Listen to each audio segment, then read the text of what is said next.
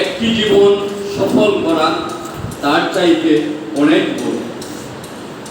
আমরা শিক্ষক, আমরা আসলে ওই সম্মানিত জায়গায় থাকতে চাই, আর ওই জায়গায় থাকার জন্য আমাদের যেরকম অবস্থান তৈরি করতে হয়, পাশাপাশি আমরা আশা করি আমাদের সাথে যারা সম্পৃক্ত, বিশেষ করে অভিভাবক, শিক্ষার্থী, আমাদের কর্মকর্তা বৃন্দ, সবাই যেন আমাদেরকে সম্মানিত করে।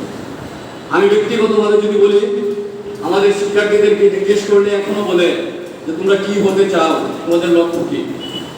খুব কম সংখ্যক, অর্থাৎ 10 জন পাবেন যে আমরা শিক্ষক হতে চাই, বাকিরা অনেক বড় বড় চাকরিজীবী হতে চায়। সে ব্যর্থতা আমার আপনার করে। আমি সেটাও বিশ্বাস করি, শিক্ষকদেরকে যারা সম্মান দেওয়ার তারা অবশ্যই সম্মান দেয়।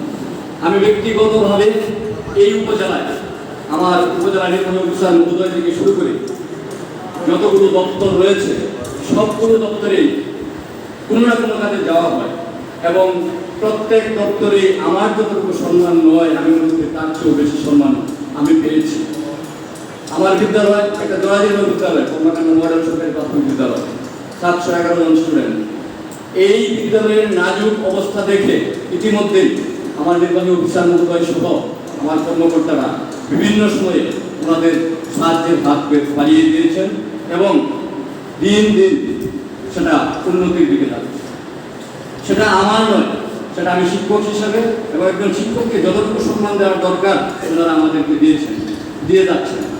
তো আমরা আশা করব আমরা যেন আমাদের অবস্থানে থাকতে পারি, আমরা যেন আমাদের পেশায় নিয়োজিত থাকতে পারি এবং এই পেশাটাকে সম্মানিত ছিল এবং যেন সম্মানিত হয়ে সারা জীবন অক্ষুণ্ণ থাকে, সেই আশাবাদ ব্যক্ত করে আমি আমার বক্তব্য এখানে শেষ করছি। ধন্যবাদ সবাইকে, ধন্যবাদ। আসসালামু আলাইকুম।